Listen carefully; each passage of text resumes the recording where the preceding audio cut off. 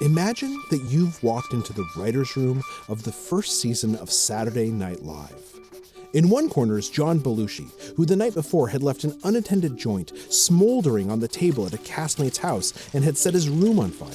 In the other corner, there's a writer who right now is up to his gills in a different recreational drug and is bouncing off the walls.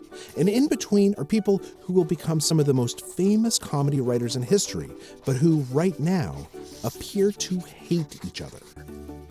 Everyone in that room is competing to get their skits selected to be put on the air that week. This is a recipe, you might think, for disaster. And yet what we all know is that Saturday Night Live wasn't a disaster. It was amazing. In fact, it's been amazing for 40 years. So how? Why did that team come together? To examine it, I not only looked at Saturday Night Live, but I also went to Google. I learned that for the last 4 years, at a cost of millions of dollars, that giant technology company had been studying how to build the perfect team. The best teams, Google found, are the ones where people can bring their full selves to work, where they can say things that are important to them in a meeting and there's not going to be any negative consequences.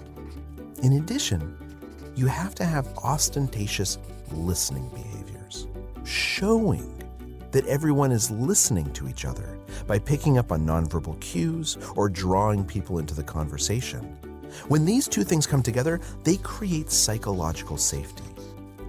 And that, Google found, is what makes a team suddenly become this amazing group that gets things done that no individual could accomplish.